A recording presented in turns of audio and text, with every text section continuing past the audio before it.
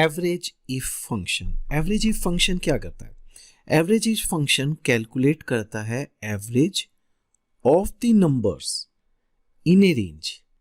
Numbers in a range, in numbers का मुझे average निकालना है।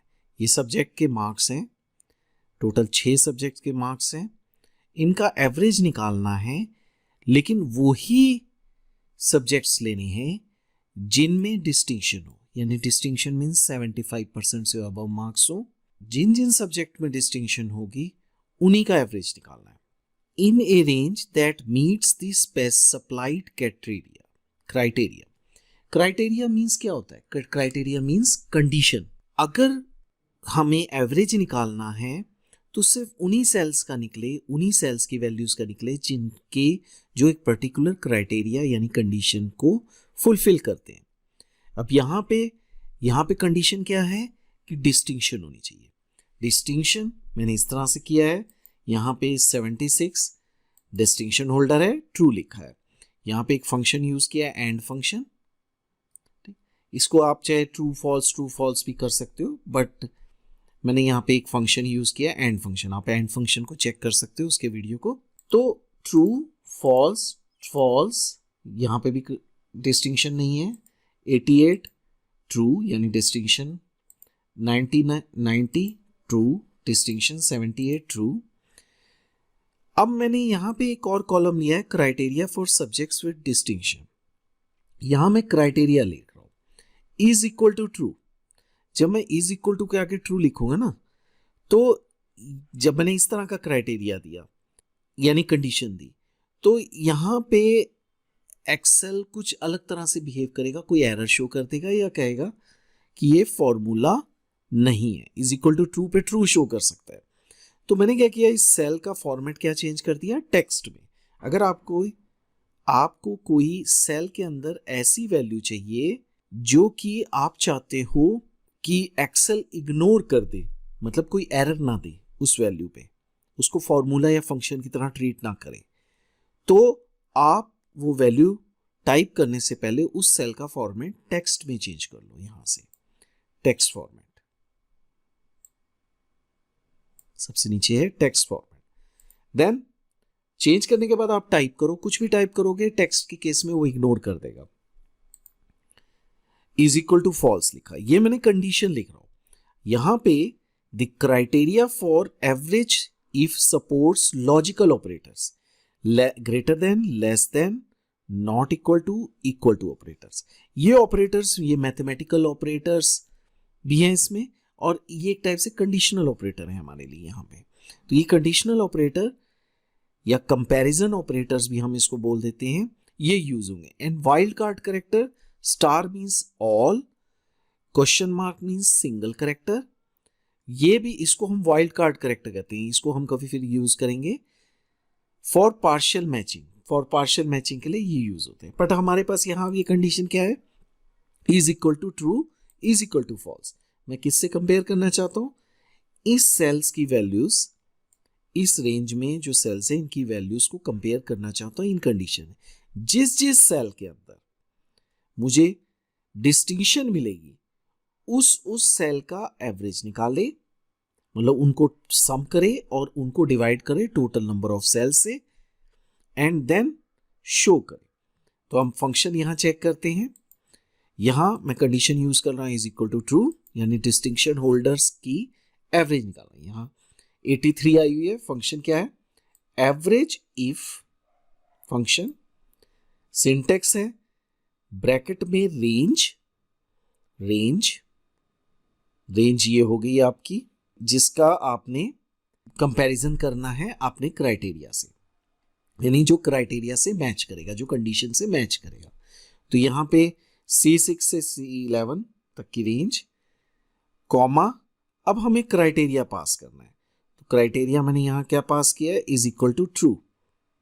क्या मैं ये भी पास कर सकता हूं, सेल जिसमें मैंने टाइप किया, मैंने सिलेक्ट किया, एंटर प्रेस कर दिया, डिवीजन बाय जीरो की एरर आ गई। ये प्रॉब्लम आ रही है अगर हम वैल्यूज किसी सेल के अंदर हम ये क्राइटेरिया टाइप कर रहे हैं, तो ये प्रॉब्लम आ सकती है डिवीजन बाय जीरो की। हम बेटर है मैं इस फंक्शन में यहाँ पे जो पहले था क्या था, डबल अपॉस्ट्रॉफ यानी डबल इन्वर्टेड कॉमा में इज इक्वल टू ट्रू। क्या हम कैपिटल में भी लिख सकते हैं या स्मॉल में भी लिख सकते हैं? देखते हैं। True enter. स्मॉल और कैपिटल का कोई फर्क नहीं पड़ता। ट्रू और फॉल्स वो वैल्यूज हैं जिनको हम स्मॉल में लिखें कैपिटल में लिखें, कोई फर्क नहीं पड़ता। और ट्रू का मतलब होता है 1 और फॉल्स का मतलब होता है 0, यानी ये न्यूमेरिक वैल्यूज भी होती हैं, इनको हम कांस्टेंट बोलते हैं, लॉजिकल कांस्टेंट्स कह लो। अब यहां पे 83 आ गया क्योंकि मैंने नेक्स्ट जो क्राइटेरिया पास किया वो था डबल अपॉस्ट्रॉफ के अंदर इज इक्वल टू, आप लेस देन ग्रेटर देन कोई भी ऑपरेटर यूज कर सकते हैं। फिर उसके बाद कॉमा, और कॉमा के बाद B6 से लेके B11, ये क्या है? एवरेज रेंज, जिस रेंज का मुझे एवरेज निकालना है। तो ये एवरेज रेंज पास कर दी। क्योंकि एक चीज ध्यान रखने वाली बात है, जो आप रेंज क्राइटेरिया कंपैरिजन के लिए सिलेक्ट कर रहे हो उसी के साथ में दूसरी रेंज सेम सीक्वेंस में होनी चाहिए। मतलब अगर उसको यहां ट्रू मिला तो वो ये वैल्यू रिटर्न करेगा, मतलब सेम कॉलम में होनी चाहिए या सेम रो की होनी चाहिए दोनों रेंजेस। तो यहां पे एक कॉलम की ये रेंज होगी, एक कॉलम की ये रेंज होगी, क्योंकि आप यहां पे दोनों की में नंबर ऑफ सेल्स इक्वल हैं और ये सेम रोज से बिलोंग करती हैं। तो अब उसको कहां कहां ट्रू मिला? ये जब फॉर्मूला एग्जीक्यूट हुआ, C6 से C11 के बीच में 1 2 3 4, 1 2 3 4, ये 4 वैल्यूज उसने पिक कर ली जिनकी value is equal to true से मैच कर रही है। यानी ये true is equal to true, false is not equal to true. ठीक है, यहां true is equal to true, जिस जिसकी वैल्यू इस क्राइटेरिया से मैच कर रही है, कंडीशन फुलफिल हो रही है, उसके सामने की वैल्यूज उसने पिक कर ली। 76, 88, 90 और 78, इनका एवरेज निकाला। एवरेज इन चारों वैल्यूज का सम डिवाइडेड बाय 4, क्योंकि टोटल 4 सेल्स ही मिले उसको।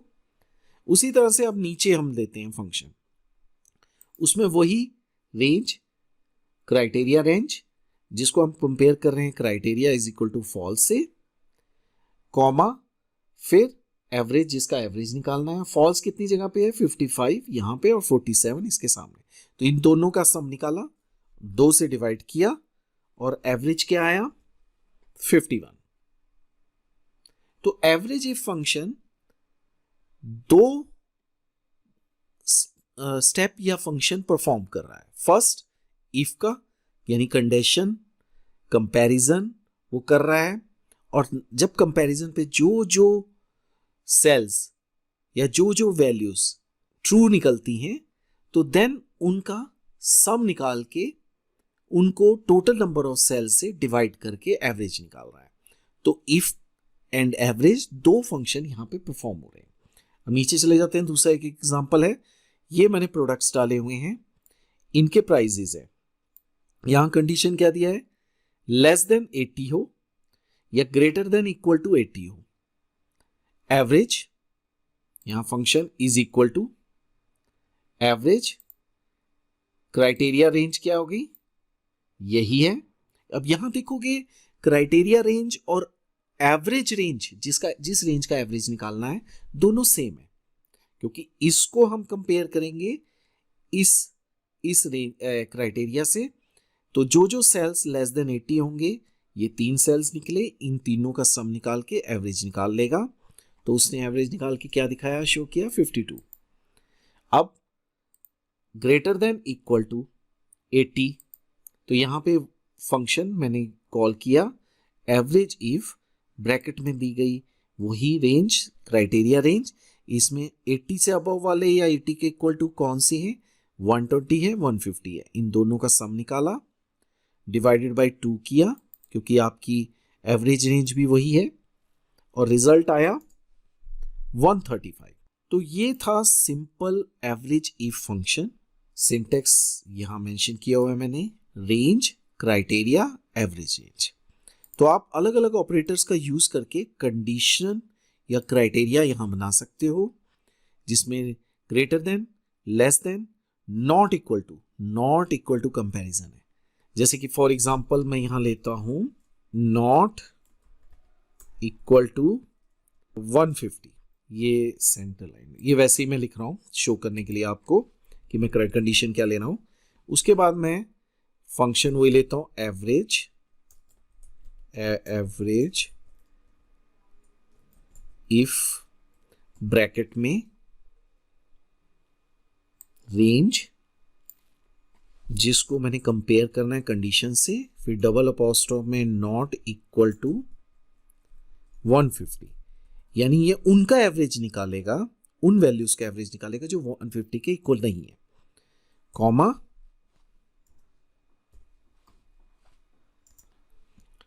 फिर वही रेंज ले ली, ये एवरेज की रेंज है, ब्रैकेट बंद, एंटर।